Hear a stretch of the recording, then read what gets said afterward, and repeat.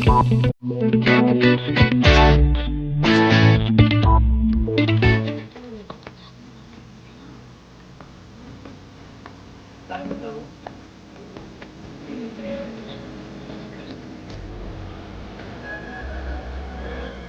Oh! Magkano isa? 5 piso ho. Kunin ko lahat. Ano ho? Lahat?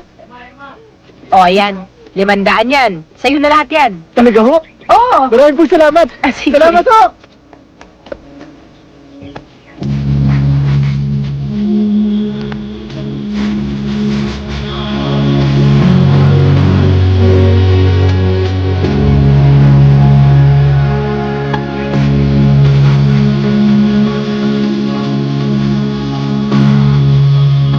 Loves me?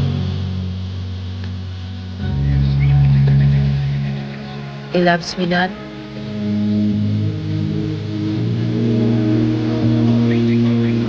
Loves me? Loves me not?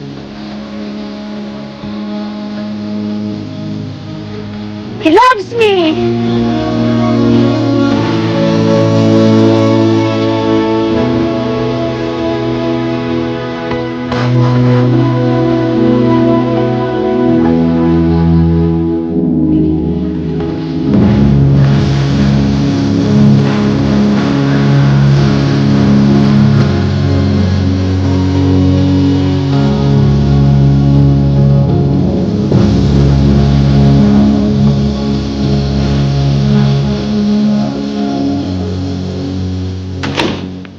I can't stand this anymore, Teddy.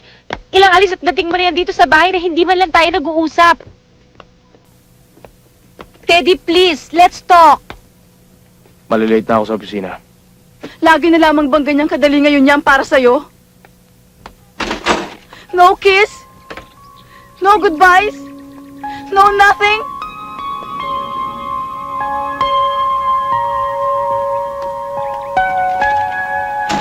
O yan ha, fully furnished yan. Wala na kayong kakailanganin pa, kumpleto na sa gamit.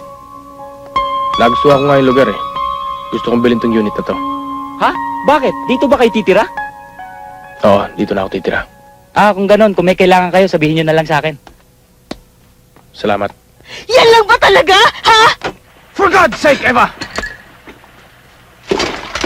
Pwede ba itigil mo na ang kakulit mo sa akin, ha? Look here, Sir Teddy Boss Chief. Shit! Ikaw ang nagsimula ng lahat ng ito. Hindi kita inakit. Nangako kang pakakasalan mo ko at iiwanan mo ang asawa mo. Pero punyata!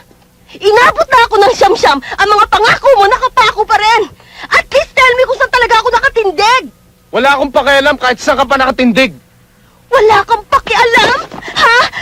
Wala kang pakialam na para ba akong isang basahan na itatapon mo na lang pagkatapos mong gamitin? Ha? O ako ang ginamit mo! Nakalimutan mo na ba? Handa na ako makipaghiwalay kay Ana para lang pakasalan ka. Kung pumayag ka sa akin noon. Pero hindi. Tulad ng karamihan chipi-chipi prostitutes. Anong ginawa mo sa akin? Bayad mo na, di ba?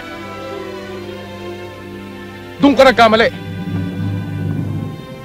Dahil isa akong lalaking hindi pumapatol sa isang puta!